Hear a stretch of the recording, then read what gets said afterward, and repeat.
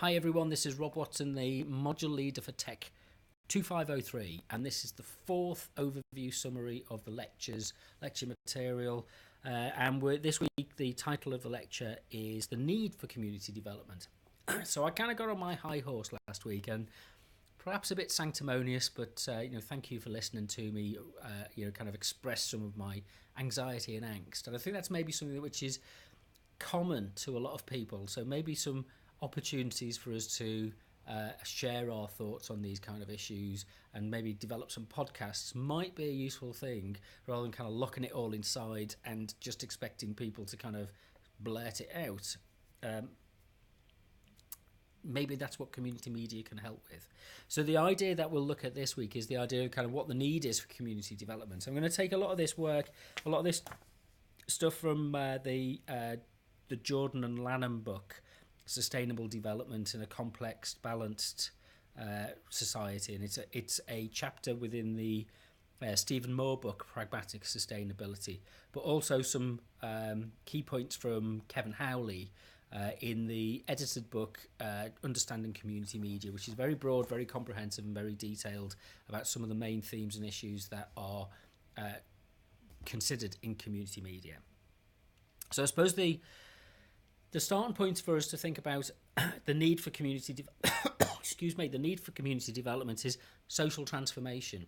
So we can have negative transformation, which is I think we're arriving at the point in society where we're seeing the consequences of a kind of negative form of isolation and individualism, and what will be the transformations that we need to develop in order to have a more cohesive, a more integrated and less anxious and less fragile form of social integration, social development.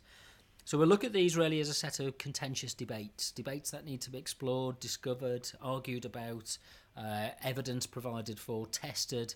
That's our job as, if you like, academics, is to consider these discussions and arguments and put forward questions and to find the evidence which supports or rejects claims about what is the good social role that we want community media to play.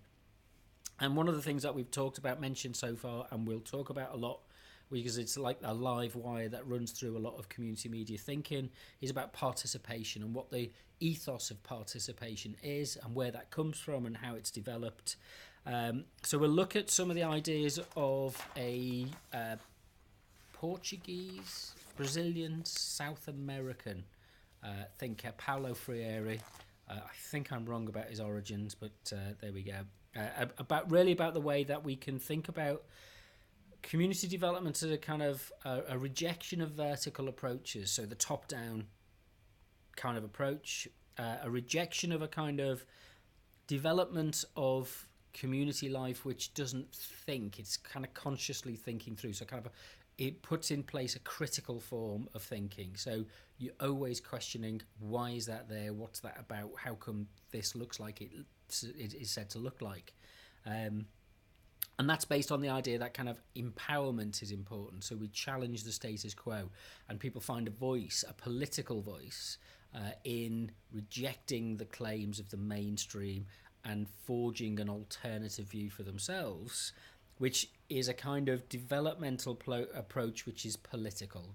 Small p political maybe, but intently political, because it's about choices and allocating resources and should we do it this way or should we do it an alternative way? And how, on what basis do we think these things through?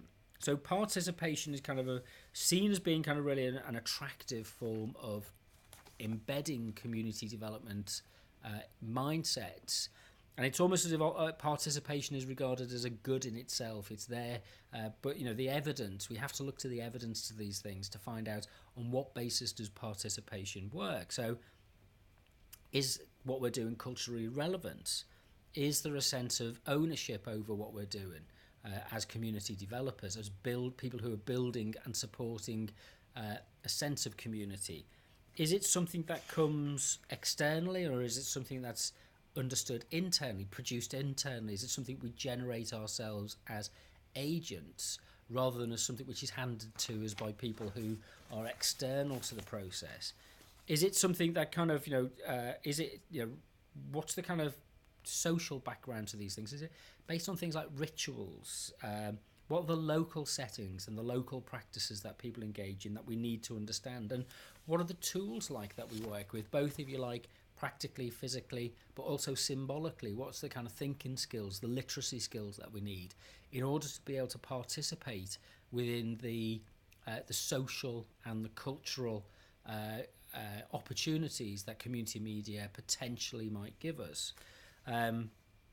So, one of the key issues that we need to think about is how this is grounded in empirical observation.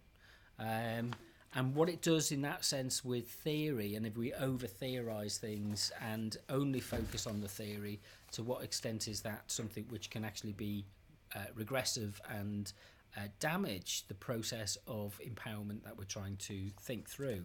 So there's a kind of lot of conceptual work to do in this. There's some examples about how the kind of processes of co-development can be understood.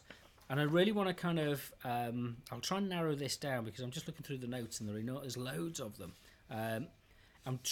It's really trying to narrow it down to a simple approach which we can look at to say, this is what drives or this is one of the factors that drives the process of community media development.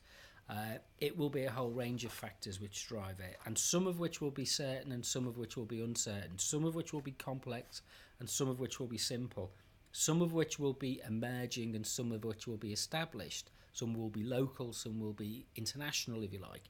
So there's this kind of to and fro. Some things we'll be able to control, some things we won't be able to control. So what is the kind of framework that we need to work within that can help us to deal with this indeterminacy, this confusion, this complex array of different factors that we want to kind of be able to